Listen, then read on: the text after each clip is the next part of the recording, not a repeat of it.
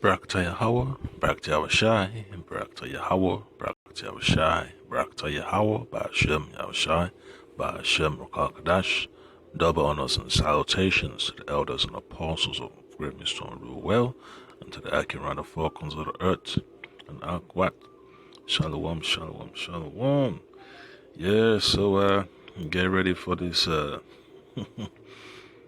extra rounds of heated words going back and forth from one end of the earth to the other, from the west to the east. All right, so it's gonna be a clash of the different powers upon the face of the earth. All right, so hey, United States, it's just gonna be a place that's gonna be uninhabited very soon, according to the prophecy. So let me hurry up and read this quick precept, man, because all this diplomatic, jabs back and forth, it's just the how you say the warm up before the conflict happens, and the elites are basically doing this on purpose, because they have to stay in power, they want to stay relevant, and they have to figure out the way of how to keep the tensions high so they could make more, more deals and all that stuff, So don't be surprised if they keep on pushing up all these hot words on national TV so they could keep the people in a state of anxiety, And what they're doing so far, creating tension, it's basically going to make life difficult for people. All right, that's that's without a doubt. It's going to bring about a serious effect of inflation. So all those years they've been yelling and screaming, they want 15 bucks an hour as minimum wage, and they're talking about improving healthcare. Yeah. Yeah, improving healthcare indeed. They're just driving up people's stress levels. Folks running back and forth, trying to keep a roof over their head, trying to avoid being terminated from the plantation. They're just all dizzy, and they don't even know which way to go anymore, man. They're just, throwing up their hands. So I'm going to read from the book of Obadiah. Book of Obadiah, chapter 1, verse 7, because this conflict that these elites always about pushing, it's just going to be for the demise of their rulership, because the Lord has already set them up in a slippery place to fall. All right. So Obadiah chapter 1, verse 7 says this: all the men of that confederacy have brought thee even to the border. All right. They are the border of war. They're about to go head to head, with their alliance on the east. Russia, the Persians, and China. Those are the three so-called major powers on the east side, and it's going to be ugly, so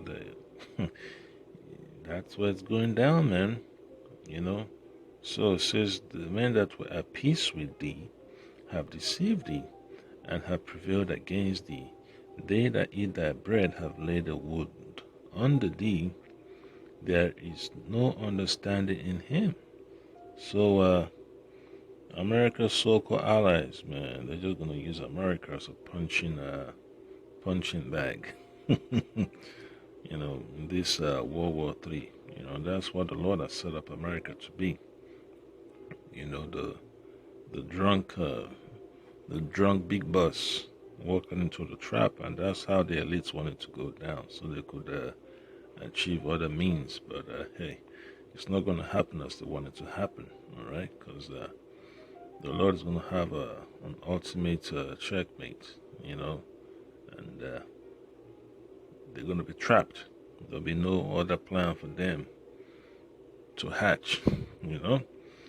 So verse 8 says, "Shall I not in that day, said the Lord, even destroy the wise men out of Edom, and understanding out of the mounds of Esau?" Yeah, so the Lord is gonna make events happen, man. That these so-called ruling elites are gonna lose their mind. You know, they're gonna get confounded, and it's all through the power of the Lord. You know, it's not by man's own counsel, and the Scripture tells you that. All right. So let me play this short clip, man, from the United States. What you call it? States Department. You know, supposed to be a front line for democracy, but hey, it's not really a front line for democracy. It's you know, a haven for Western imperialism. That's all it boils down to. You know, the rich want to stay rich and stay relevant, but the Lord has already made them, you know, run out of time. So they got to try some new tricks. The global security and economic risks posed by further Russian aggression would be enormous. Yeah, so it said security and economic risks. So they want to plunge the world economy, you know, into a way that they can have the upper hand. But it's not really going to happen like they wish it to happen, because all that is just going to cause a lot of instability at home and abroad, you know. So if they're taking all those gigs, you know, if they're taking all those gigs to China, you know, decades ago to manufacture, and then all of a sudden you have another, you know, trade war that's heightened to a higher level, what do you think is going to happen? You know, it's going to make the economy tank, and they start yelling and screaming about lack of microchips, the lack of supplies, and all that stuff. You know, they want to destroy the supply chain so bad, so they have to create scenarios to have a higher rate of inflation. That's what's going on. You know, they have to do some things to make the economy fall. All right. And they would have consequences not only on Ukraine, Europe, the transatlantic community, but on the PRC as well. If Russia thinks that it will be in a position to make up some of those consequences, to mitigate some of those consequences by a closer relationship with the PRC, that is not the case. It will actually make the Russian economy in many ways more brittle. If you look at, for example, where the major inputs to foundational technologies come from, they still come from the West. Well, hey, that's why those two major powers, Russia and China, they're working towards being self-independent. They say self-sustaining and all that. And that's why it's gonna be rough, man. It's gonna be rough for folks that their whole lifeline depends on imports. You know, everything is tied to import. Business is tied to import, so that's gonna crush. It's gonna crush a lot of businesses. You know, so we're gonna see prices continue to go up at Walmart, Home Depot, Lowe's. You know, dollar store and all that. You know, so it's gonna be crazy. At the end of the day, hey, these elites, you know, they want to have that NWO at all costs. So another precept you want to look into is from the book of Let me get this real quick. It's from the book of Jeremiah.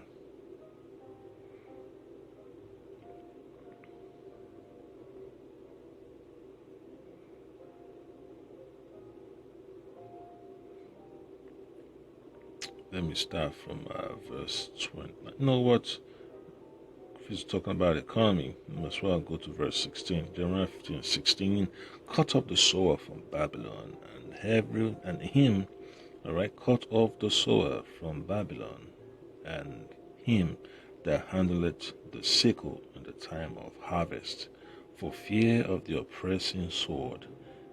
They shall turn everyone to his people, and they shall flee everyone to his own land.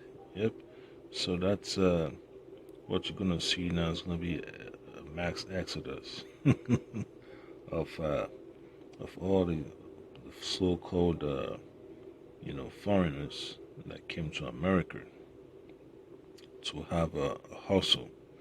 And when the heat gets hot, they don't want to be here. They'll be lining up at the airports trying to get get the F out. Trying to take that flight back home. One-way ticket. So hey, it's gonna be rough. You know, when the economy is sucking the drain so fast.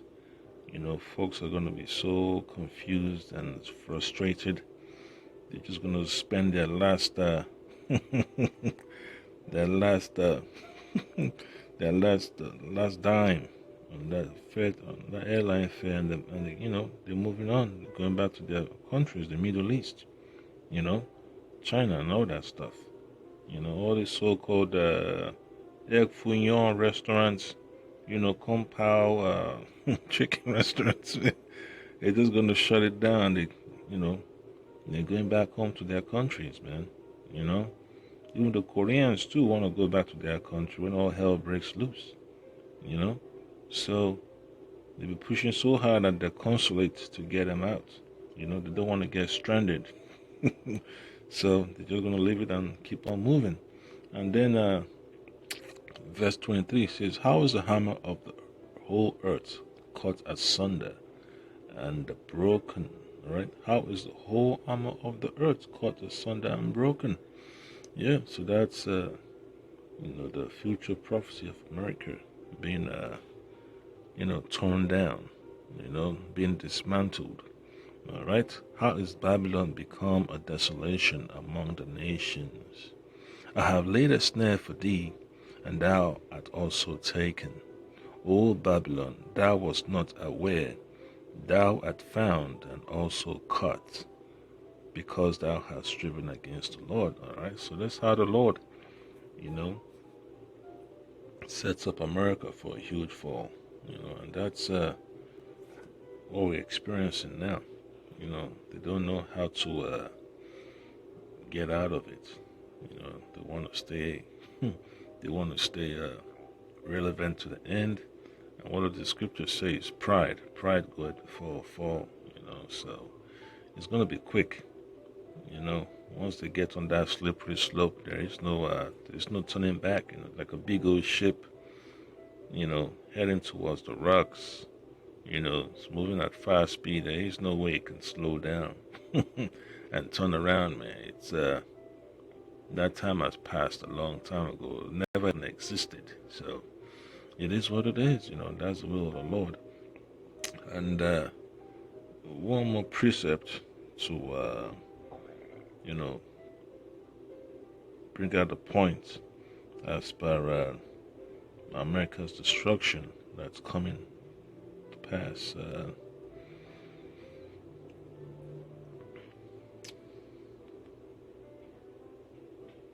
It's going to be from the book of Joel chapter 2 verse 10. But I will remove far off from you the northern army, and will drive him into a land barren and desolate, and his face towards the east sea, and his hinder part towards the utmost sea, and his stink shall come up, and his ill savor shall come up, because he had done great things. So the Lord is gonna make Esau, hurry up and get up his goals and plans for the Middle East, man. And it's gonna be devastating, man, devastating loss of lives. So and they're over there by the Persian Gulf and all that, the Arabian Sea, the Red Sea, and the Mediterranean. It's gonna be crazy, man.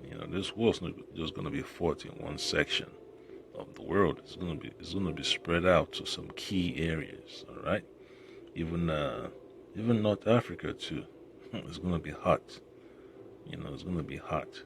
So just gotta pray the Lord Hamashakavashai deliver us in those days, man. So that's why I have to bring up the precept in the book of Romans, chapter 9, verse 28. All right, it says this: For he will finish the work and cut it short in righteousness, because a short work will the Lord make upon the earth. And that's what we're looking forward to, man. Salvation. And then if you read verse 27, it says, Isaiah also cried concerning Israel, though the number of the children of Israel be as the sand of the sea, a remnant shall be saved. And that goes into the precept of the Lord sifting our people from among the nations in these last days, so that they do not fall, during the time of all this global chaos, that is about to hit the climax. So that's the point that I can play some more of this clip, and then you understand why the word of the Lord is some is really something serious. To deny yourself the ability to transact with the West, to import with the West from Europe, from the United States, you are going to significantly degrade your productive capacity. We have an array of tools that we can deploy. If we see foreign companies, including those in China, doing their best to backfill U.S. export control actions, to evade them, to get around them. I wouldn't want to speculate on what those tools are. Well, hey, just hope he's on the front lines, with his uniform on, man. After a while, it's time to put the suits and tie to the side. Lace up the boots, put on those helmets. Clean the scope. Make sure the ammo is clean, no duds, no duds in the magazine, and all that. Make sure the battery lines, like how you say it, the communication lines are working properly, supply lines working properly. So, hey, it's what happens, man. After a while, all these so-called diplomats got to pick up the sword too. Let's see, how tough they are in those days. You gotta back the talk up. You gotta be, you gotta mean business. So that's the point that I came. Abaratazat Lord Hamashaki Awashai Bashim Kakadash. Deliver us in those days. Shalom.